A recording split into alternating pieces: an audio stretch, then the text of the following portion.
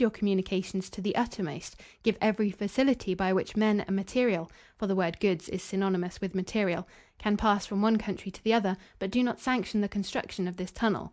That is the plan of the right honourable gentleman. He proposes that the harbours of the country should be enlarged. He set no limit to the range of his philanthropy and enlightened views upon this matter. He has no apprehension upon this subject. Well, my apprehension of invasions is not great, but if I am to conjure up any prospect of danger, I tell the right honourable gentleman deliberately that his plan of harbours and great ships, and of making the channel a high road to be crossed with wonderful rapidity, presents 10 times the danger that the prospect of the tunnel could possibly present to the most excitable mind.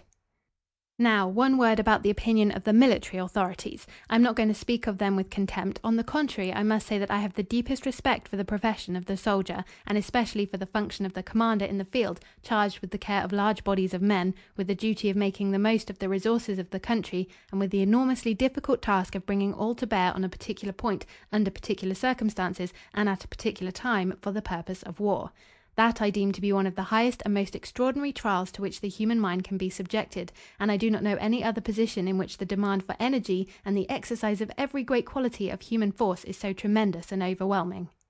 Therefore, in the opinion of Lord Wolseley, whom I believe to be a man extremely valuable to his country in the great and possible contingency of military danger and military effort, I have the profoundest respect, as I have for the opinion of other military authorities.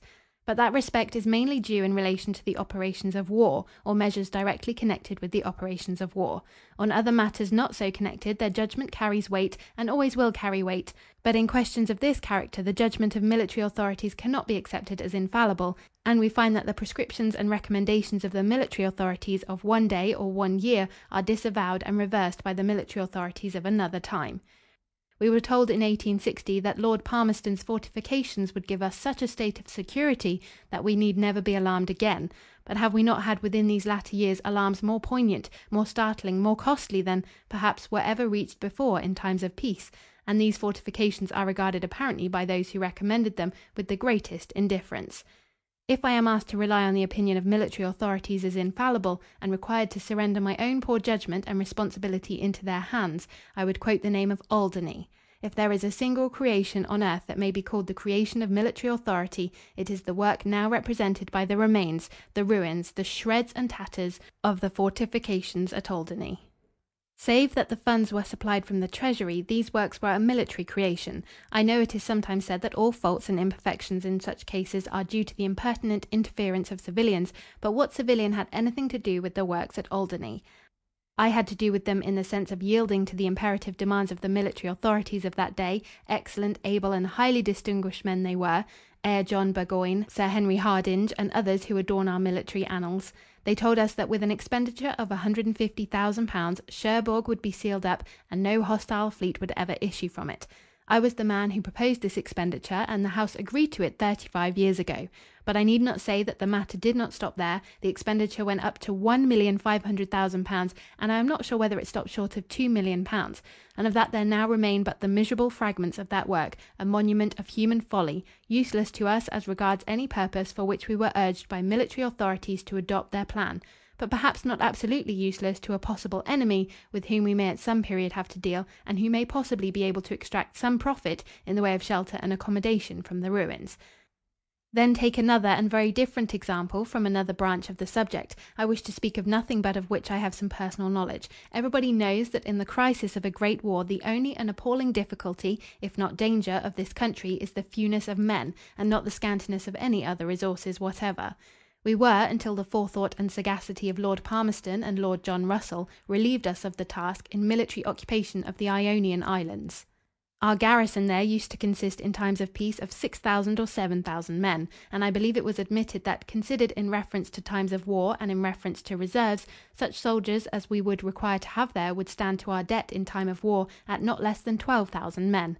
I am not speaking of political considerations, but I do not think any man in this House will say it is desirable to be charged with the responsibility of maintaining 12,000 men in a time of great war for the purpose of maintaining a hold, even if it were otherwise possible upon Corfu, Cephalonia, Zante, and the other Ionian Isles. But at that time, military authorities were unanimous in their belief and strongly urged upon the government that the maintenance of our military hold upon the Ionian Islands was a great, if not an essential, element in the maintenance of our power in the Mediterranean. Something we must admit is to be allowed for the professional zeal of men who know no bounds to the service they render and the sacrifices they are prepared to make when the country has occasion to call for their services. But much must also be allowed for the fallibility of human judgment when applied to an object they consider it necessary to secure, and these are considerations which in some degree equalize our position, though not absolutely, to the position of the military authorities.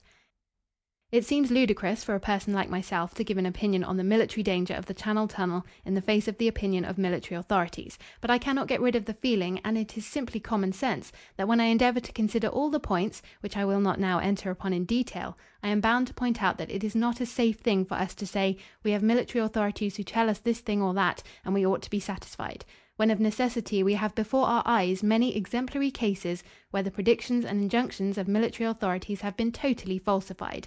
And when we know that what is preached by the military authorities of today is the direct reversal of what was thought and taught by military authorities 20 or 30 years ago.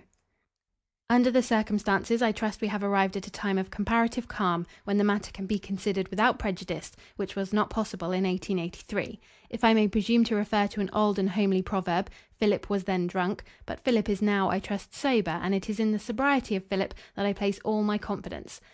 I hope, sir, I am not going beyond parliamentary etiquette if I express my hearty congratulations that you, sir, in the midst of the storm and excitement, were one of the men who affixed a signature to the minority report on the subject. I believe even now we have arrived at a happier time when the gallant enterprise, for I must call it so, arduous and difficult as it is, of my honourable friend the member for Hythe has some chance of fair judgment. The opinion of the nation was never against it. A fictitious opinion, which is sometimes assumed to be national opinion, was too strong against it at one period, and it was too strong for me, and it even now exists, but weakened and brought within moderate bounds, and there is now some chance for common sense and the exercise of that spirit of enterprise that has been at all times among the noblest characteristics of our country. End of speech.